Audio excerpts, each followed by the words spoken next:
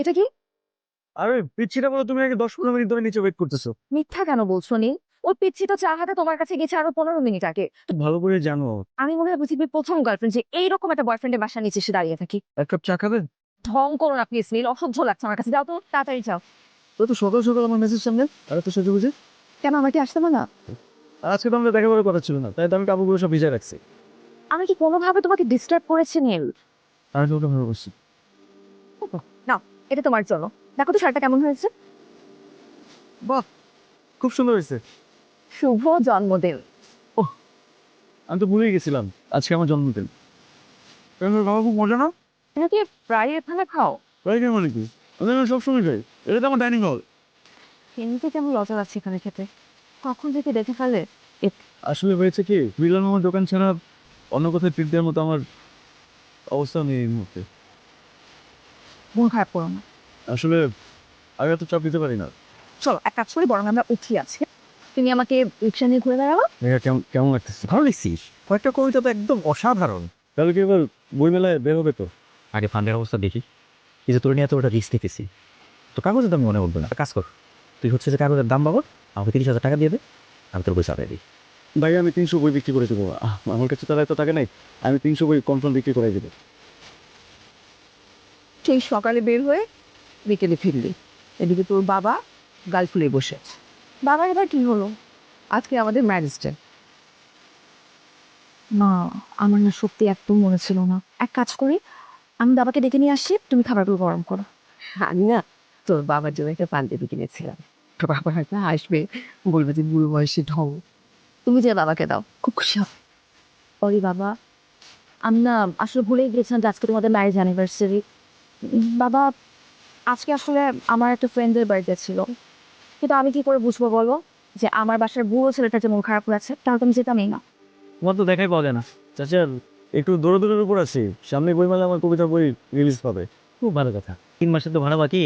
তোমার চিন্তা করতে করতে তো আমি কখন জানি কবিতা হয়ে যাই। আমি কয়েকদিন পরে টিউশনের টাকাটা পেয়ে আপনার ভাড়াটা আমি দিয়ে দিব। আমি তো নিয়োগ করছি, তোমার সাথে আমি আর আজে বাজে কোনো কথা বলবো না, বকাবকি করবো না। আগামী মাসে তুমি আমার বাসাটা ছেড়ে দেবা। চাচা আপনি আমাকে আর কয়েকটা দিন সময় দেন, আমি দিয়ে দিব।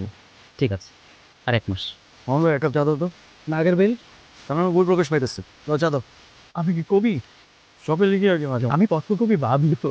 আচ্ছা, আপনি কি আমার জন্য একটা চা বলেছেন ওনাকে? এই যে তরালিকার অল্প চিনি দিয়ে। এক কাপ চা দেন। জাগ্রত ভালোবাসা লিখেছেন পত্রকবি বাবলু।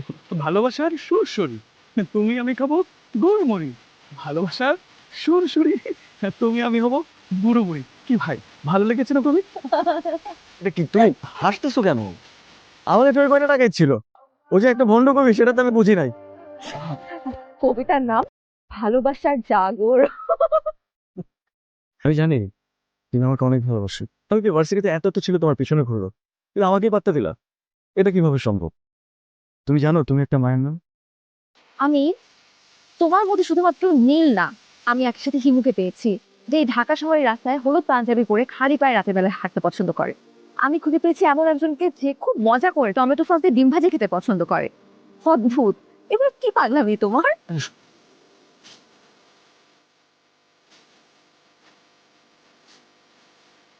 মা, কিরে, বাবাকে আমার জন্য নতুন শাড়ি কিনে এনেছে।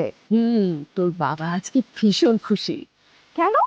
ওই যে তোর বাবার ছোটবেলার বন্ধু আছেন ইমতিয়াজ, এমনি ওনার ছেলের বউ করে তোকে বিদেশে নিয়ে যাবে। কিন্তু মা, আমি তো বিয়েটা করতে পারবো না। কি বলছিস? শোন মা, তুই মুখ বুঝে বিয়েটা করে ফেল মা। মানে তুমি আমাকে বলছো বাবার খুশির জন্য সারা জীবন আমার সাথে আমাকে কম্প্রোমাইজ করতে? আমি প্লিজ, আমি পারবো না। তুই যাকে তুই ভালোবাসিস সেই ছেলেটার জন্য তুই তোর বাবাকে কষ্ট দিবি? কি সব আজগুবি কথা বলছো? আমি না তোমাকে বুঝাতে পারবো না। যাও যাও, তুমি যাও, আমি বাবার সাথে কথা বলবো, যাও। কি হচ্ছে? আমার বিয়ে ঠিক করেছে। তুমি খাইছো কিছু? এই কথা শুনে কারো গলা দিয়ে খাবার নামে? আগে আমরা কিছু খেয়ে নিই। আমি খিচুড়ি রান্না করছি, একটা ডিম আছে ওটা ভাজি করে আমি নিয়ে আসতেছি। আমরা আগে খাই, তারপর বসে কথা বলি। ঠিক আছে? দেখো, আমি কিন্তু কিছু বুঝি না। এবার তুমি প্লিজ একটু সিরিয়াস হও। আমার যদি অন্য কোথাও বিয়ে হয়, আমি তাহলে তোমার তোমার বাসার ছাদ থেকে রাখি। তুমি তোমার বাবার সাথে আরেকবার কথা বলো, ঠিক আছে? ভাই আমি মনে হয় 1-2 দিনের মধ্যে বিয়ে করবো। আমার হাতে না একদমই টাকা পয়সা নেই। বিয়ে করবি এই অবস্থায়? এর 5,000 টাকা আছে, এটা যা আপাতত চালে যা। তোমার মা বললো আমার সঙ্গে নাকি তোমার কি কথা আছে? বাবা আমি একটা ছেলেকে ভালোবাসি, ওর নাম নীল, আমার ক্লাসমেট, পড়াশোনায় ভীষণ ভালো, খুবই ব্রিলিয়ান্ট। বাবা ও না আপন বলতে কেউ নেই, যে আমার সাথে ওর বিয়ে হয় একই সাথে ও আমাকে পাবে আর পুরো একটা ফ্যামিলিকে পাবে।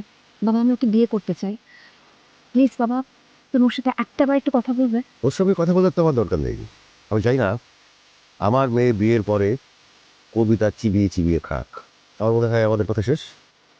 বাবা এটা তো তোমার দৃষ্টিভঙ্গি, এটা তো জরুরি না যে সবার দৃষ্টিভঙ্গি এক হবে।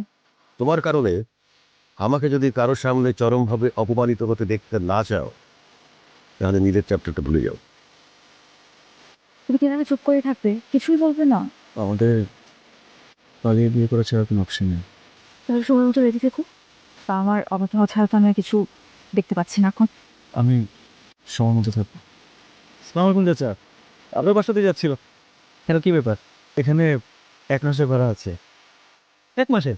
একটা সুসংবাদ আছে, কালকে আমার বিয়ে। বিয়ে? জি। বাহ, খুবই ভালো খবর। তো এই টাকাটা পরে দিতে পারতা। তুমি যে বিয়ে করছো, চাকরি বাকরির কোনো ব্যবস্থা হলো? চাচা একটা ফেসে প্রুফ রিডারের একটা পোস্টে চাকরির কথা চলছে, আশা করি হয়ে যাবে। আর একবার যদি হয়ে যায় তাহলে ভাড়া নিয়ে আর কোনো টেনশন থাকবে না। বাবারে, আল্লাহ যে দিও না। তুমি সংসার শুরু করো, আমি যতটুকু পারি আমি তোমার সাথে আছি।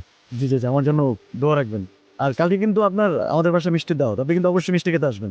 আরেকবার ছেড়ে দেখে হতো না। না, আমার হাতে অপশন থাকলে আমি তো এভাবে পালায় বিয়ে করতাম না। আমি এখন তোকে একেবারে না বলে দিতে পারতাম। আজ রাতটা তুই খুব ভালো মতো ভাব।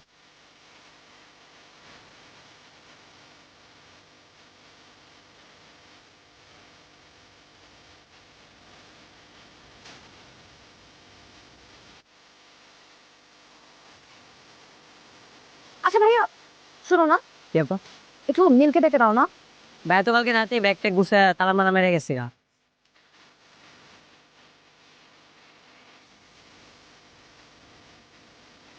তুমি আমার সাথে এমন কেন করলে নীল? আমাকে কেন ঠকালে? তোমার ছিল না তো নীল, তুমি আমাকে বললে যে আমি তোমার জীবন থেকে চলে যেতাম। নিজেকে এতটা নিচে নামানোর দরকার ছিল না তো।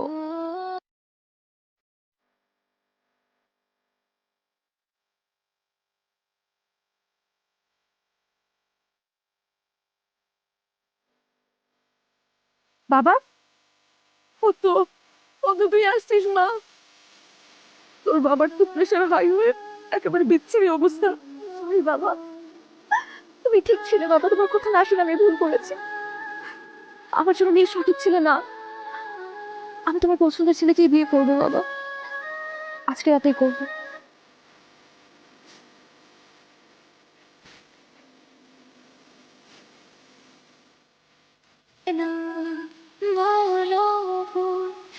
সত্য আমার মা মারা গেছে, আমি তাকে দাফন দিতে এসেছি।